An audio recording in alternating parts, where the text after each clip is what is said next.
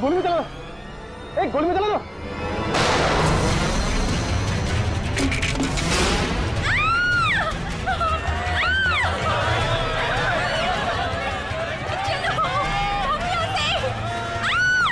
अरे गोली चलने की आवाज कहां से आई? जल्दी चलो। हे, हे, कौन है वहां?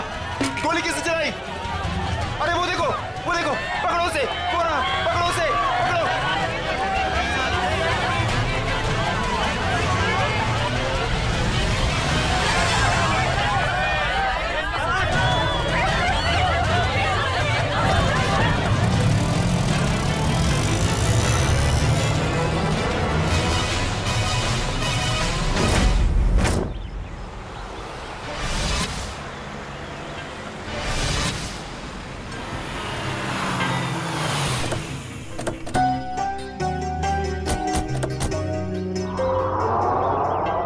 यही है वो Dhanraj palace.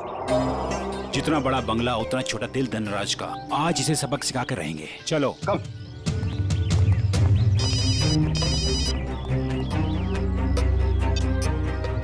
Sir, yes sir. हाँ, हम लोग पहुंच गए। काम पूरा करके ही वापस आएंगे। Okay sir.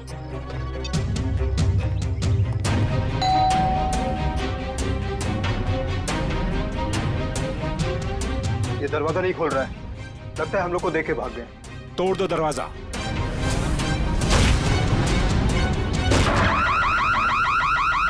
ये तो चोर अलार्म है। अरे ये लाश! लगता है कोई और जुर्म करके भाग गया। अरे क्या हुआ? ये अलार्म की आवाज यहाँ से क्यों आई? कुछ तो हुआ इधर। कहां से आई ये आवाज? देखो ना कहां से आवाज आई। अरे देखो, अरे याद हो कौन हो गया है? अरे किसने किया ये? इन्हें लो।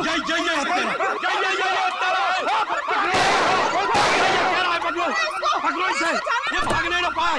तुम लोग उतरो, चलो उतर। पकड़ो इसको। अभी मैं सीआईडी को फोन करता हूँ। हेलो,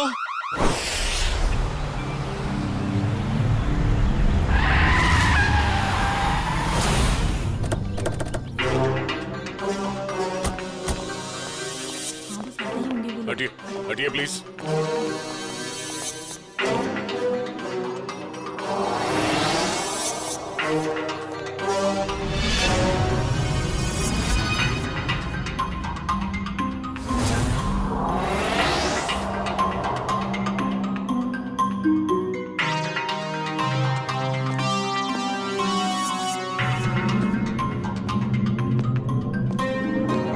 यहाँ एक चोर की मौत हुई है। सर मैंने तो फोन किया था आपको सर। ऑफिस के लिए घर से निकल ही रहा था तो मैंने सुना कि यहाँ पर बगलर अलार्म बज रहा है। आप सब धनराज जी के पड़ोसी हैं? जी सर, हम जब धनराज जी के घर के अंदर आए तो देखा 2 सूट और टाई पहने हुए लोग और उनके साथ और 2 लोग घर के अंदर मौजूद थे। हमें देखकर उन्होंने हवा में गोलियां चलाई और फिर अपनी कार में बैठकर निकल गए। सूट टाई पहने हुए गुंडे। आपने गाड़ी का नंबर नोट किया? जी हाँ। गुड। मयूर, नंबर नोट कर लो। जी बताइए क्या नंबर था? XYZ 2193। सर वो देखिए, 1, 2 और ये 3, तीनों फ्रेम्स खाली है। लगता है चोरी यहीं से हुई है। मास्क निकाल। अच्छा ये बताइए इस घर में मिस्टर धनराज के अलावा और कौन कौन रहता है? अरे ये तो धनराज जी हैं।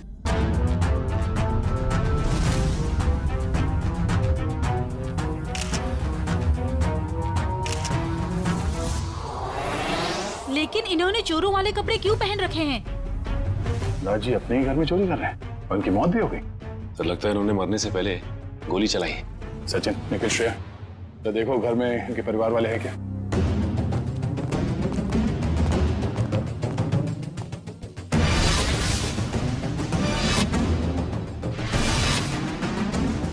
शरीर पे कहीं भी जख्म का कोई निशान नहीं है, तो फिर इनकी मौत कैसे हुई?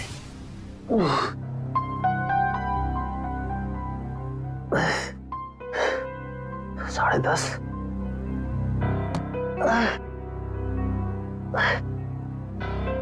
नवीन, कैसे भी करके इस मुश्किल घड़ी से जूझना होगा।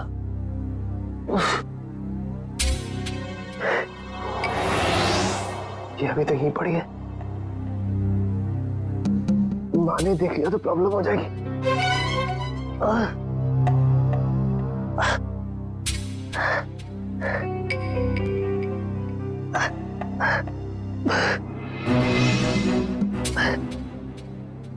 इसके नीचे छुपा देता।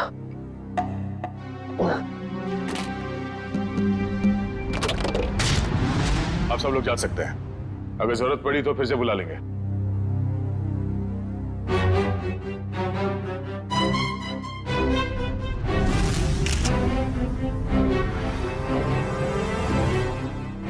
सर, हाँ कविन, सर ये देखिए, सामने वाली दीवार से ये गोली मिली है। सर देखने से लगता है ये वही गोली है जो धनराज जी की गन से चली है। इसका मतलब है धनराज जी की मौत से पहले यहाँ कमरे में कोई और भी था जिसपे शायद इन्होंने गोली चलाई। शायद वही सूट बूट वाले गुंडे हों जो पड़ोसी बता रहे थे।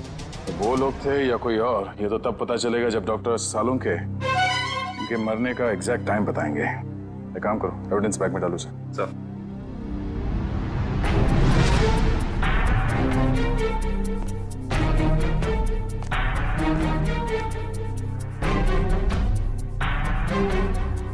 मैट पे मिट्टी लगी है।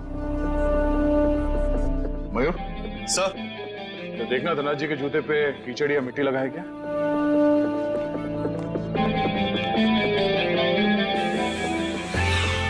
नहीं सर, जूते एकदम साफ है। इसका मतलब है ये मिट्टी इस आदमी के जूते से आए हैं जिन पे इन्होंने गोली चलाई। सर ये मीशा है, धनराज जी की भतीजी। ये अभी तक अपने कमरे में ही सो रही थी। तो सर ये धनराज जी की बेटी और दामाद है, ये भी अपने कमरे में सोए हुए थे। सर ये लोग धनराज जी के दोस्त थे, ये लोग भी सो रहे थे और मुश्किल में उठे सर। मैं संभाल के। सर बड़ी अजीब सी बात, इस घर में ऐसा हादसा हो जाता है और सब सो रहे थे।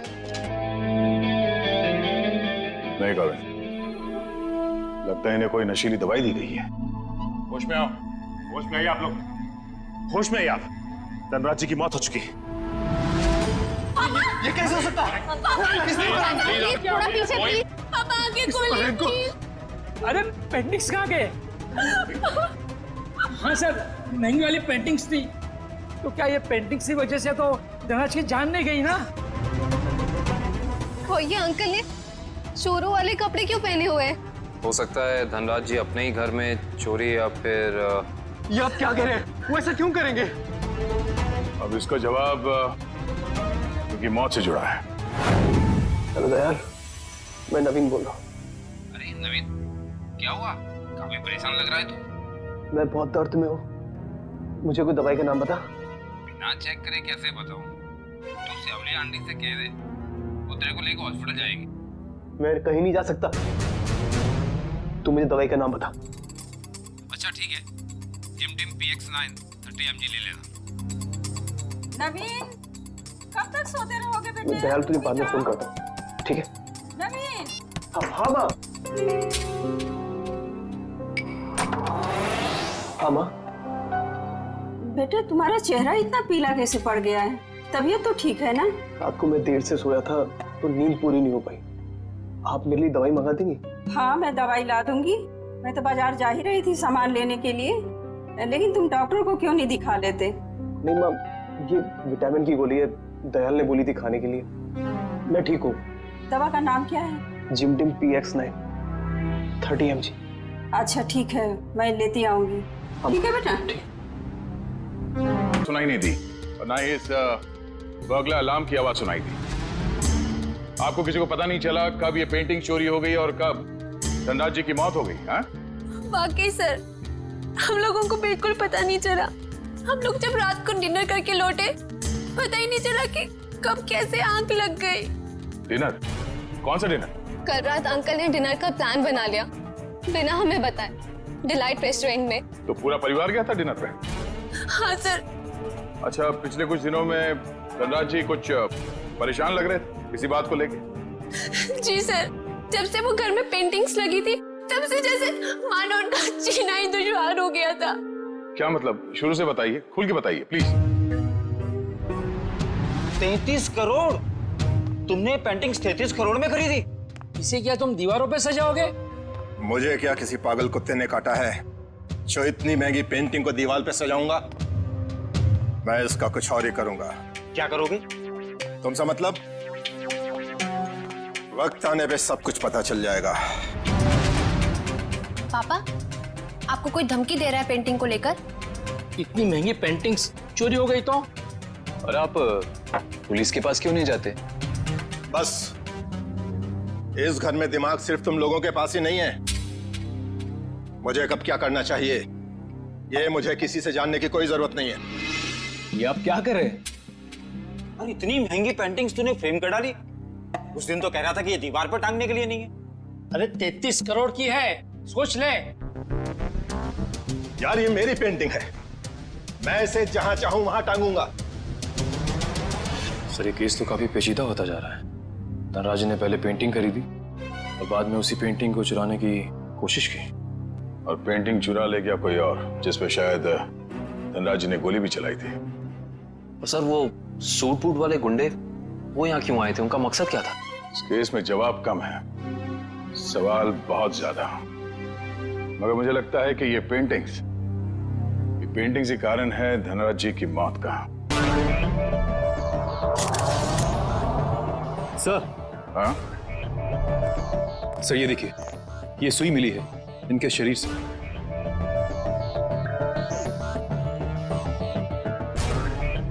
सर ये खून सुई से हुआ है? ये खून सुई से हुआ है या किसी और चीज से, ये तो डॉक्टर सालुंके ही बताएंगे।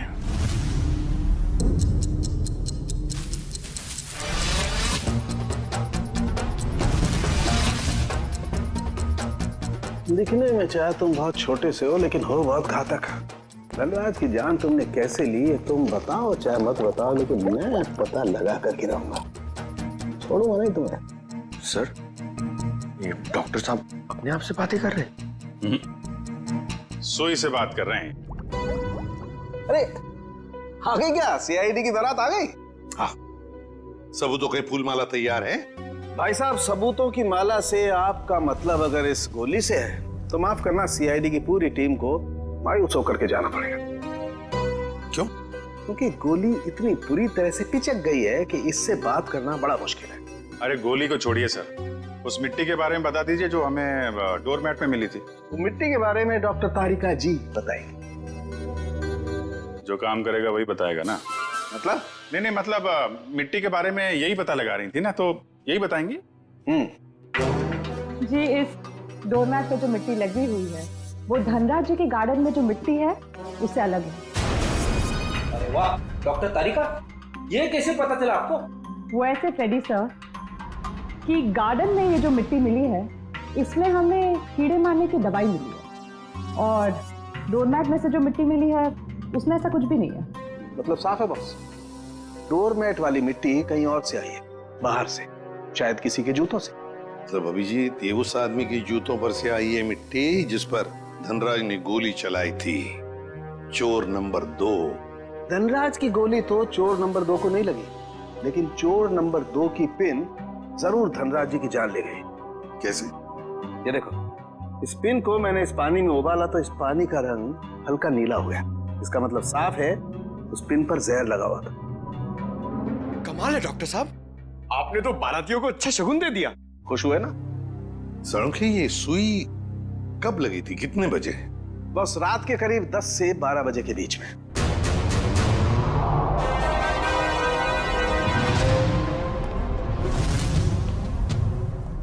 सर वो इशिता सस्पेंड हो गई थी सर, तो उसका ज्वाइनिंग लेटर बन गया। ठीक है, कल से बुला लो उसे और उससे कहना कि आइंदा ऐसी लापरवाही नहीं चलेगी। आई एम सॉरी, हमारे एक ऑफिसर के रहते हुए ये हादसा हो गया। तुमने अपनी ड्यूटी ठीक से नहीं की इशिता, तुम्हें सस्पेंड किया जाता है। हाँ सर, मैंने बात की है उससे, वो कह रही थी ऐसी गलती दोबारा नहीं होगी। देख पंकज, मैं तेरा सीनियर हूँ, इसीलिए मेरी बात में तेरी बात से ज्यादा दम है, समझे? नहीं यार, ऐसा कुछ भी अरे नहीं। नहीं कैसे? क्या है? ब्यूरो है ये, क्या चल रहा है? नहीं नहीं नहीं नहीं वो कुछ नहीं सर, कुछ नहीं। मैं तो सिर्फ पंकज को धनराज वाले केस की बारीकियां समझा रहा था, मगर इसके दिमाग में घुस ही नहीं रहा है। अच्छा तो हमें बता दो क्या बारीकियां हैं। हाँ सर, बताइए, अभी बताइए। अरे तू सुनेगा तब ना। सर मुझे तो ये पूरा केस टेढ़ा लग रहा है। अगर पेंटिंग धनराज के घर पे थी तो उसे चोरी करवा के उन्हें क्या फायदा होगा? और ये गैर कानूनी पेंटिंग को कौन से इंश्योरेंस के पैसे मिलने वाले थे? और फिर उस चोर का उसी वक्त धनराज के घर में घुसना जब धनराज अपनी पेंटिंग चुरा रहा था, कुछ जम नहीं रहा है अभिजीत। बड़ी गहरी प्लानिंग की है ये घर में घुसना और फिर सुई से खून करना। और सर सुबह गुंडों का घर में घुसना, इन सब के बीच में कोई ना कोई संबंध है सर। संबंध है अभिजीत, संबंध है। ये कोई संयोग की बात नहीं कि जिस वक्त ये आंधी तूफान मच रहा था तब घर के सारे लोग गहरी नींद में सो रहे थे, जैसे कि एक एक को लेकर सबको नींद की दवाई खिलाई थी। सर धनराज की भतीजी मिशा बता रही थी कि धनराज कल रात अपने परिवार वालों को एक सरप्राइज डिनर पे ले गए थे रेस्टोरेंट में। कल रात अंकल ने डिनर का प्लान बना लिया बिना हमें बताए, डिलाइट रेस्टोरेंट में। अभिजीत कहीं ऐसा तो नहीं कि ये जो कुछ भी हुआ है उसका उस होटल से संबंध हो जहां पर ये सारे गए थे खाना खाने? देखो, ग्राहक हमारे लिए भगवान समान है और उन्हीं की वजह से हमारा घर चलता है। चाहे उनका मूड अच्छा हो या बुरा, हमें सबका ख्याल रखना है। मुस्कुरा के सबको अच्छे से खाना परोसना है। किसी भी ग्राहक से कोई शिकायत नहीं आनी चाहिए। समझ गए तुम लोग? जी मैनेजर साहब, समझ गया। हम सीआईडी वालों को भी कुछ समझा दीजिए। सीआईडी? नमस्ते सर, हमारे तो भाग ही खुल गए सर कि आपने हमारा रेस्टोरेंट चुना है खाना खाने के लिए।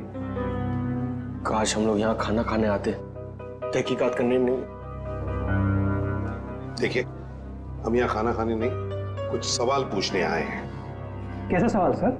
क्या कल रात मिस्टर धनराज अपने परिवार के साथ यहाँ खाना खाने आए थे? मिस्टर धनराज वो मशहूर बिजनेसमैन जो पिटोराइल में रहते हैं। क्या बात है? अपने कस्टमर के एड्रेस तक याद है आपको? तो सर सबके तो याद नहीं रहते, लेकिन मिस्टर धनराज हमारे खास मेहमान हैं। वो अक्सर यहाँ आते रहते हैं, इसलिए। तो क्या कल रात वो अपने परिवार के साथ यहाँ आए थे? हाँ आए तो थे, लेकिन आपको कैसे मालूम? क्योंकि उनके खाने में कुछ ऐसा मिला है जो नहीं होना चाहिए। मैं कुछ समझा नहीं सर। नींद की दवा। उनके खाने में हमें नींद की दवा मिली है। किसने दिया था खाना उन्हें? सर वो टेबल तो रघु ने साफ किया था। नहीं साहब, मैंने नहीं। जब मैं ट्रे लेकर जा रहा था तो मैनेजर साहब ने मेरे हाथ से ट्रे खींच लिया था। इन्होंने कहा था खास मेहमान है और ये खुद खाना लेकर जाएंगे। अपने काम को बहुत सीरियसली लेते हैं आप, हैं? मैनेजर होके खाना सर्व कर रहे थे। सर आप मुझ पर शक कर रहे हैं? जी हाँ, अब हम आप पर शक कर रहे हैं क्योंकि खाना आपने सर्व किया था, है ना? जी नहीं सर। तो फिर किसने किया? धनराज साहब खुद लेकर गए थे। क्या सर, मैं पहली बार सुन रहा हूँ कि कोई रेस्टोरेंट में आकर भी खुद खाना लाने गया। ये बर्तन वगैरह उन्होंने ही साफ किए थे क्या? सर मैं मजाक नहीं कर रहा हूँ। जैसे ही मैंने रघु के हाथ से ट्रे ली और उनके टेबल की ओर जा रहा था कि अचानक वॉशरूम से धनराज साहब आए और मेरे हाथ से खाने की ट्रे ले ली। कहा कि खाना वो लोग खुद परोस लेंगे। क्या इससे पहले भी कभी उन्होंने ये किया था? कभी नहीं सर। कल रात उनका बर्ताव बड़ा ही अजीब था। उन्होंने यहाँ खाना खाया भी नहीं, सिर्फ जूस पिया। अच्छा,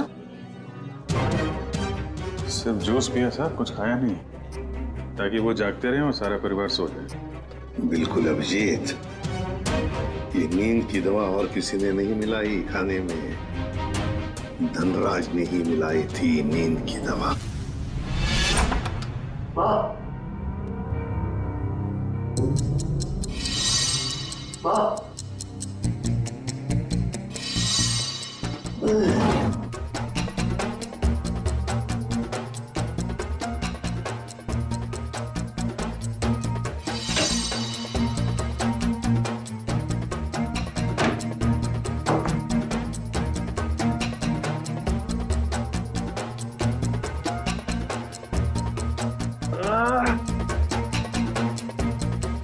गोली से छू के निकली थी, इतना खून निकला।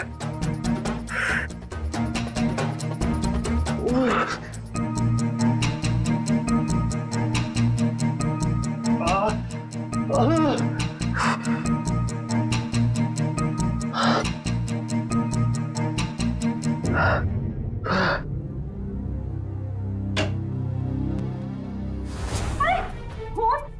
हाथ में खून लगा है बेटा। माँ मुझे गोली लग गई थी, लेकिन छू के निकल गई। गोली लगी थी? कहाँ लगी गोली? चल अस्पताल चल, अब भी अस्पताल चल। नहीं, चल नहीं, अस्पताल नहीं, देखा सचिन, इन दोनों की स्टाइल देखी? सूट बूट वाले गुंडे। वाह सर, हम गुंडे नहीं हैं सर। चुप! गुंडे नहीं है सर। 17 केसेस दर्ज है तुम्हारे खिलाफ पुलिस स्टेशन में। लोगों को डराने की धमकाने की केसेस हैं। और ये गन? सर, ये गन डराने के लिए, मारने के लिए नहीं है सर। अच्छा, तो फिर गन भरी हुई क्यों थी? गोलियों के साथ क्या कंचे खेलते हो तुम लोग? सर,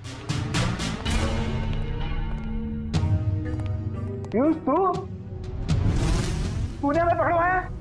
तेरे ऊपर हमने गन भी नहीं ताड़ी थी और तूने हमें पकड़वाया? सर, यही दोनों थे जिन्होंने मामा जी के घर पे आके तोड़फोड़ की थी। अच्छा सर, इसका हम पे कॉन्फिडेंस तो देखिए, हमारे पीछे चुप रहा है। चलो, किसी को तो भरोसा हुआ हमारी वीरता और शौर्य पर। ठीक है पीयूष, तुम जा सकते हो। Thank you sir. अब भी कुछ कहना है अपनी सफाई में? हाँ सर, हम सिर्फ इंसान है सर। हाँ सर। देखो, हमें सब पता चल चुका है। तुम दोनों की गाड़ी कोल ट्रैवल्स के नाम पर रजिस्टर्ड थी और उन लोगों ने बताया कि तुम दोनों, राजेश और सुरेश, वहां ड्राइवर का काम करते हो। हाँ। सिर्फ इतना ही नहीं, ड्राइवर के काम के साथ साथ गुंडागर्दी का भी काम करते हो। क्यों? नहीं सर, प्लीज सर, हमें बार बार गुंडा मत बोलिए सर। हाँ सर, हम रिकवरी एजेंट हैं। जो लोग पैसा उधार लेके वापस नहीं देते, हम सिर्फ वही पैसा वसूलते हैं। Recovery agent? धनराज के घर किस लिए गए थे तुम? ड्राइवरी करने के लिए या फिर उधार के पैसे वसूल करने के लिए? हाँ? सर, उधार का पैसा वसूलने गया था। क्या? सर, ये दोनों झूठ बोल रहे हैं। धनराज एक बहुत ही अमीर आदमी था, उसे उधार लेने की क्या जरूरत पड़ेगी? सर, वो कंगाल आदमी था सर। वो जो बाहर से नजर आता था, वो बिल्कुल शोषा था, खोखला था सर। उसने 33 करोड़ उधार लिया था सर। क्या? कितने जीरो होते 33 करोड़ में, पता है पंकज? पता नहीं सर, मगर सुनने में बहुत भारी अमाउंट लग रहा है। अच्छा, तो वो पैसे वसूल करने गए थे तुम?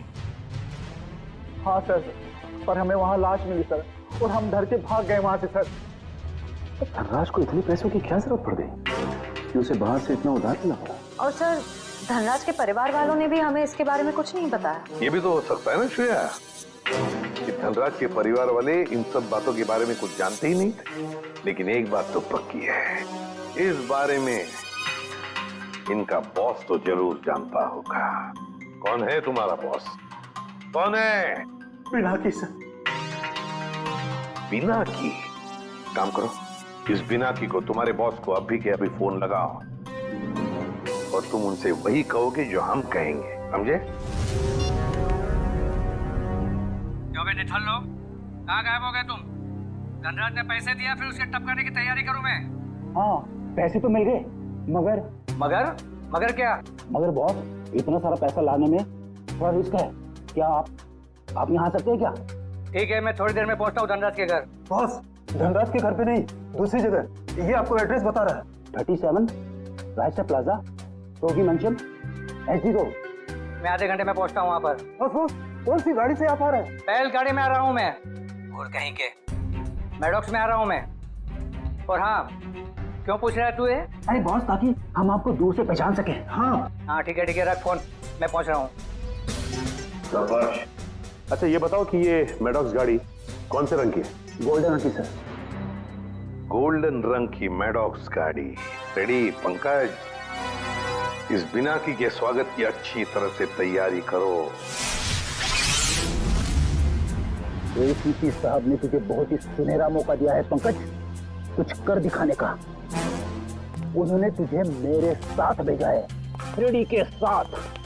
मतलब सोच कितना कुछ सीख सकता है तू आज मेरी बहादुरी से।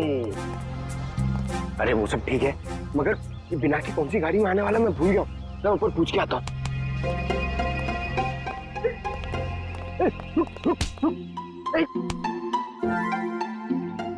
अभी उठ जा, मुझे मालूम है कौन सी गाड़ी है।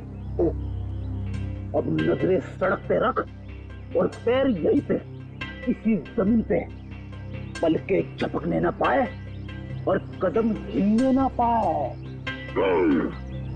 मगर सर, अगर आ गया तो क्या? आ गया तो रोक के रख, बिना की के गिरफ्तार होने तक, समझे?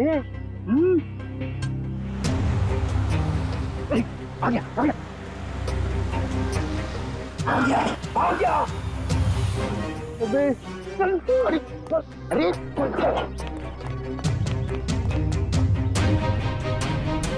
क्या करे सर, पकड़ लो उसे।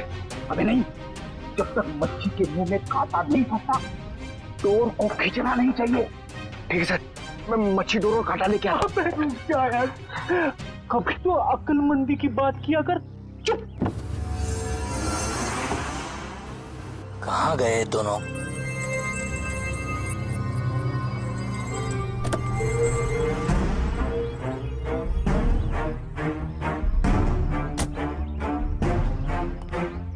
कहाँ रहेंगे दोनों? ये एड्रेस तो यहीं का है। कह रहे थे कि मुसीबत में है, और देखो दोनों लंगूरों का पता नहीं यहाँ पर। कहीं मेरे पैसे लेकर दोनों उड़ तो नहीं गए? Crime investigation department, CID? अरे ये लोगों ने मुझे यहाँ कहाँ बुला लिया? अब आ ही गए हो तो अंदर से सीआईडी ब्यूरो भी देख लो। आप गन नीचे रखिए प्लीज। पहले ऊपर चल, ऊपर। अरे फिर गन अपने आप नीचे हो जाएगी। अरे लेकिन चल चल। बिना की बहुत पैसा है ना तुम्हारे पास, इसलिए पैसा बांटते फिरते हो, मगर सिर्फ उन लोगों को पैसा बांटते हो जिनकी ना हिम्मत है ना हैसियत पैसा लौटाने की। क्यों? और फिर उन लोगों को डराते हो। नहीं सर, मैं तो सिर्फ जरूरतमंद लोगों की ही मदद करता हूँ सर। और सर, जरूरतमंद लोगों की मदद करना तो अच्छी बात होती है ना सर। और हाँ, एक बात है, जब लोग ब्याज के साथ पैसे देते हैं ना सर, तो मेरा भी कुछ भला हो जाता है सर। और जब कोई पैसा नहीं लौटा सकता तब तो ऐसे मुस्तैदों की मदद लेनी ही पड़ती है सर। और इसीलिए तुमने इन दोनों को भेजा था धनराज के घर पैसा वसूल करने के लिए। क्यों दिए थे इतने सारे पैसे धनराज को? नहीं सर, मैंने धनराज के घर किसी को नहीं भेजा सर। और सर, धनराज के घर चोरी हुई है ये तो आप जानते हैं ना सर। हाँ, कीमती और नायाब पेंटिंग्स चोरी हो गई थी। हाँ, उस पेंटिंग्स की कीमत 35 करोड़ रुपए थी सर। 35 करोड़। धनराज ने किसी खुफिया नीलामी से खरीदा था उसे। लेकिन एक बात बताऊं सर, उस वक्त उन पेंटिंग्स को खरीदने के लिए धनराज के पास ढेला भी नहीं था सर। तो इसीलिए धनराज ने तुमसे ये 33 करोड़ उधार लिए? जी हाँ, 17 करोड़ मुझसे लिए थे सर, और बाकी के 16 करोड़ किसी और से। लेकिन सर, जब पैसे लौटाने की बारी आई ना, तो उसके पेट में अचानक दर्द होने लगा सर। फिर तो उस दूसरे आदमी के 16 करोड़ भी नहीं लौटाए होंगे धनराज ने। कहीं उसी आदमी ने तो धनराज का खून नहीं किया? जो भी है, अगर एक बार मेरे हाथ लग जाए, वो छोड़ूंगा नहीं उसे। मैं धनराज की जान लेकर उसने मुझे भी डुबो दिया सर, बर्बाद कर दिया मुझे। अगर तुमने धनराज को नहीं मारा तो किसने मारा होगा? कौन कर सकता है ये? बताओ जल्दी। पक्के से तो नहीं कहता सर, लेकिन हाँ, एक आदमी है सर। एक आदमी है जो आपके काम का हो सकता है। और वैसे भी अब मैं अकेला क्यों डूबूं? उसे भी साथ लेकर डूबूंगा मैं। जरूर डूब जाए, मगर डूबने से पहले हमें उस आदमी का नाम बताना जो हमारे काम का है। क्या नाम है उसका? नवीन नाम है उसका सर। घबरा मत बेटा, सब ठीक हो जाएगा, दयाल आता ही होगा। तूने मुझे बताया क्यों नहीं कि तुझे गोली लगी है? मैं आपको बता नहीं पाया। अब मैं क्या करूं? अब क्या होगा? अस्पताल फोन करती हूँ। मैं बेमौत मारा जाऊंगा। दयाल के अलावा किसी को कुछ पता नहीं। लगता है दयाल आ गया। अच्छा किया दयाल तुम आ गए। नवीन ने देखो क्या हालत बना रखी है अपनी। नवीन, अरे तुझे गोली लगी है? गोली लगी नहीं, गोली छू के निकल गई। सुन, मैं बच तो जाऊंगा ना? हाँ हाँ, ज्यादा खून नहीं निकला है, तुम्हारा ऑपरेशन करना पड़ेगा। ये देखिए सर, यही है वो नवीन। मीनाक्षी, तुम यहाँ? ये सब लोग कौन है? सीआईडी। सीआईडी? क्या हुआ है? मेरे बेटे को गोली लगी है सर। ये गोली कैसे लगी तुम्हें? सर प्लीज, अभी ये सवाल पूछने का वक्त नहीं है। अभी इसे हॉस्पिटल लेकर जाना पड़ेगा एम्बुलेंस में। सर मैं एम्बुलेंस को फोन करता हूँ। मतलब धनराज ने आपको मेरे बारे में सब कुछ बता दिया। क्या आप लोग मुझे इस हालत में गिरफ्तार करेंगे? इस हालत में जरा देखे तो सही।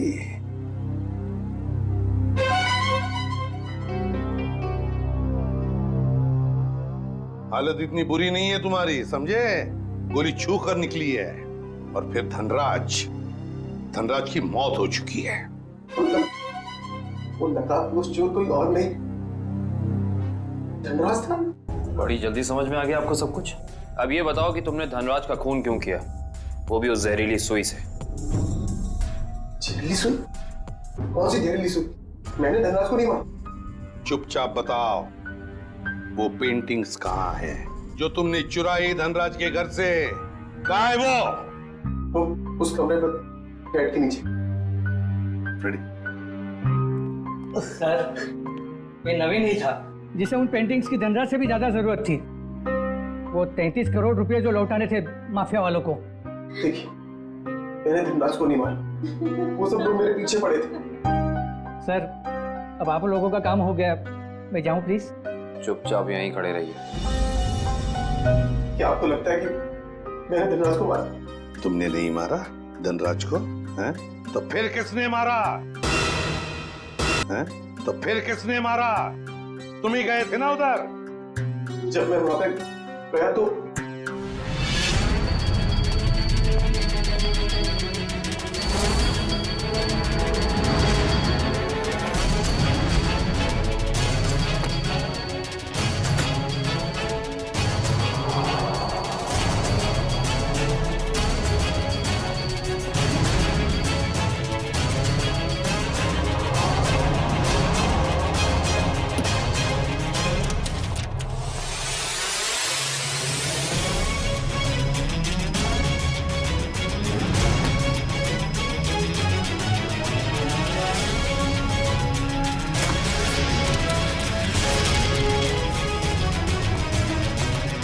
अरे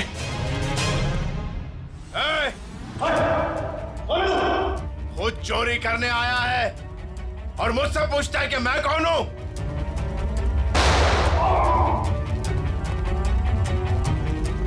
भागता किधर है? रुक रुक रुक जा। अरे और जब मैं धनराज के घर से पेंटिंग लेके भागा था, उसके घर के बाहर एक कार खड़ी थी और वो मेरे पीछे लग गई और मैं बचते बचाते मॉल में घुस गया।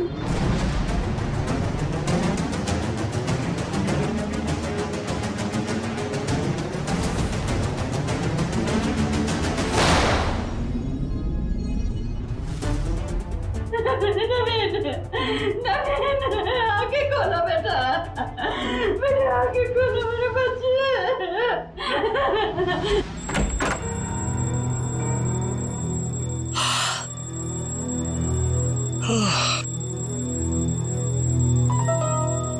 इतनी सुबह सुबह अलार्म लगाने की क्या जरूरत थी? मैंने नहीं लगाया अंकल।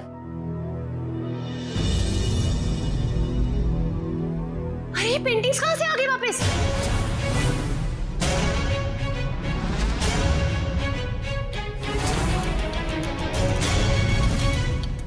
तो सीआईडी को बता दे क्या? नहीं, क्या जरूरत है, पेंडिंग्स तो वापस आ गई ना।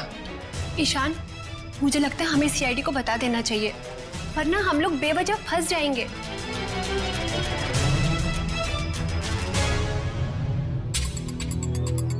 सर एक बात समझ में नहीं आ रही, हमने वो पेंटिंग वापस घर में क्यों लगाई? क्योंकि मुजरिम घर का ही कोई आदमी है और उस पेंटिंग को घर में वापस लगा दे, वो कोई ना कोई हरकत जरूर ऐसे करेगा जिससे उसके सारे पत्ते खुल जाएंगे। सर, सारे परिवार वालों के फोन टैप करने को कह दिया, अब मुजरिम हमसे बच नहीं पाएगा। गुड।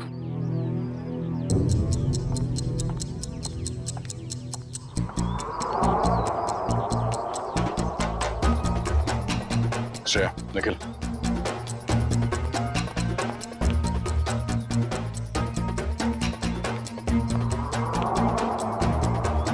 ये दोनों तो आपस में काफी खुसर फुसर कर रहे हैं।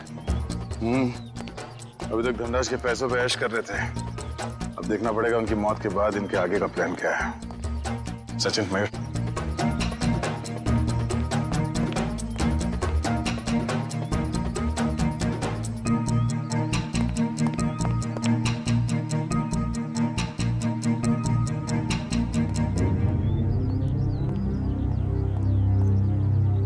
चलो मिस्टर ईशान, आपके साथ थोड़ा सैर सपाटा कर लेते हैं। खोलो मुझे, जाने दो। सही किया मैंने तुम्हें यहाँ पर बांध के, मुझे तुम पर मॉल की रात से ही शक था। जीजो, मैंने आपसे माफी मांग तो ली है, मैं नहीं मार पाई नवीन को, लेकिन मैंने आपको कोई धोखा नहीं दिया। मुझे सच में नहीं पता कि पेंटिंग्स कहाँ है। बस बंद करो ये ड्रामा और ये बताओ घर पर पेंटिंग्स किसने लगाई थी और कौन है तुम्हारा साथी? सीआईडी। सीआईडी ने लगाई है वो पेंटिंग, कोई एतराज है? सीआईडी, देखो देखो पकड़े गए ना तुम्हारी वजह से, और तुम मेरा मुंह क्या देख रहे हो, करो कुछ। कहाँ भाग रहा है? अपने चेहरे पे मेरा ऑटोग्राफ नहीं लेगा? हाँ?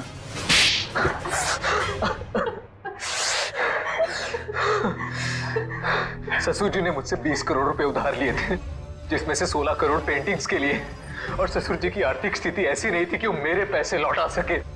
भाई शान, और फिर तुमने उन्हें मार दिया।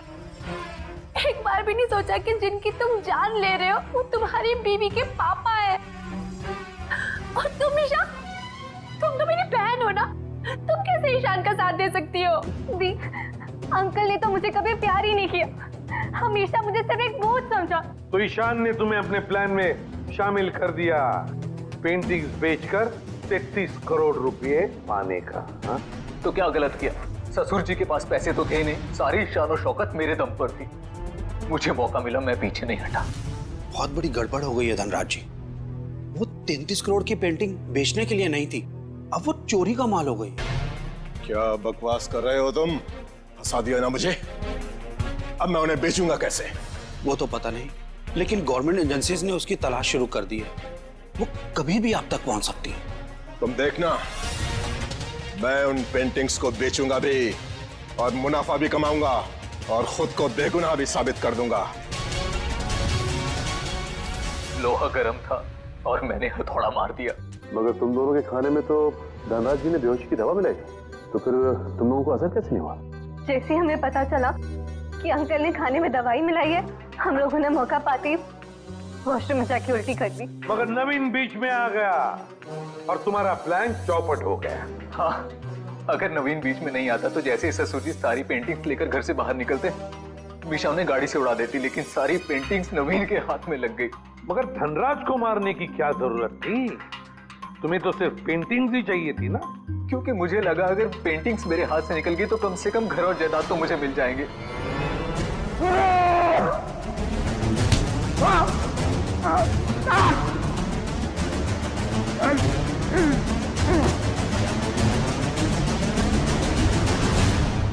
गलती हो गई, हमें माफ कर दो, दोबारा ऐसा नहीं होगा।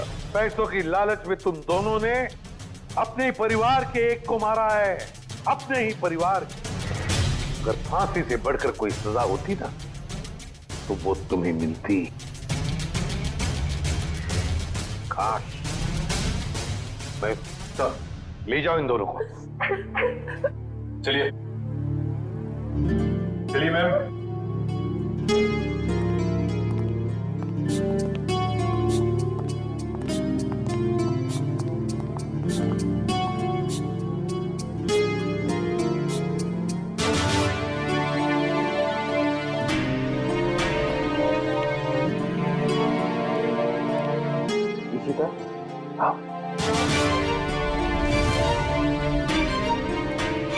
सर ये इशिता हिचकिचा रही है आपसे मिलने में।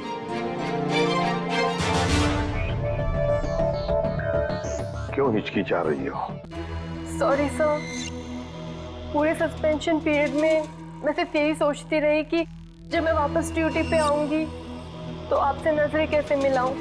अपनी गलती का एहसास हुआ तुम्हें? गलती नहीं सर, एक बोझ है ये मेरे ज़मीर पर जो हमेशा रहेगा, शायद मेरी आखिरी सांस तक सर। तुम्हारी तो अभी अभी शुरुआत है। सीआईडी के रास्ते पर आगे चलकर तुम्हें कितने तरह के कांटों पर से गुजरना पड़ेगा पता नहीं है तुम्हें, लेकिन एक बात जरूरी है कि हर सीआईडी ऑफिसर को अपनी गलतियों का एहसास होना चाहिए, अपनी गलतियों से सीखना चाहिए और दोबारा गलती कभी दोहरानी नहीं चाहिए। समझी? काम पे लग जाओ।